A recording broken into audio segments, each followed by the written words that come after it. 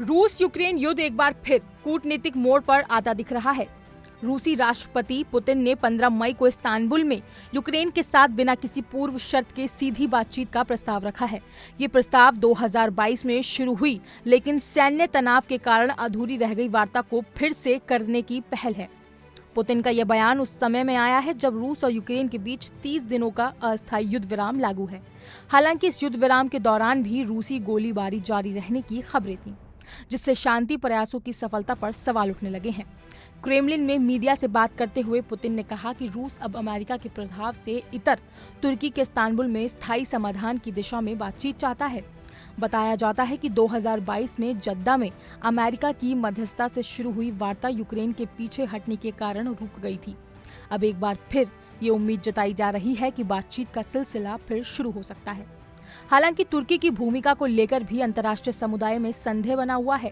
एक और जहां वहां रूस और यूक्रेन के बीच शांति वार्ता की मेजबानी कर रहा है, वहीं दूसरी ओर भारत पाकिस्तान तनाव के बीच पाकिस्तान को सैन्य समर्थन देने के आरोप भी तुर्की पर लग रहे हैं।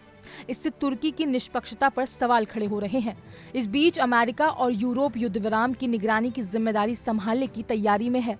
फ्रांस के राष्ट्रपति इमैनुअल मैक्रों ने स्पष्ट किया कि यदि रूस युद्ध विराम का उल्लंघन करता है तो उस पर कड़े प्रतिबंध लगाए जा सकते हैं।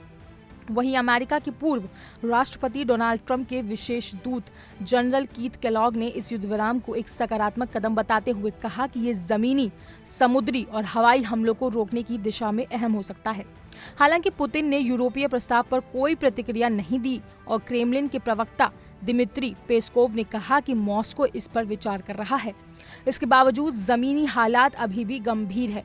उत्तरी सूमी और खैरसोन में रूसी हमलों की पुष्टि हो चुकी है। वहीं कीव स्थित अमेरिकी दूतावास ने आने वाले दिनों में संभावित रूसी हवाई हमलों को लेकर चेतावनी भी जारी की है। इन सभी घटनाओं के बीच ये स्पष्ट है कि भले ही कूटनीतिक कोशिशें तेज हो रही हों, लेकिन युद्ध की लपटें अभी भी शांत नहीं हुई हैं। अब सबकी निगाहें इस्तांबुल पर है, जहां ये तय हो सकता है कि युद्ध का रास्ता आगे कहां जाएगा। फिलहाल इस खबर में इतना ही। अपनी राय कमेंट सेक्शन में जरूर बताएं और ऐसी ही तमाम खबरों के लिए इंडिया डेली को सब्सक्राइब करना ना भूलें। जय हिंद।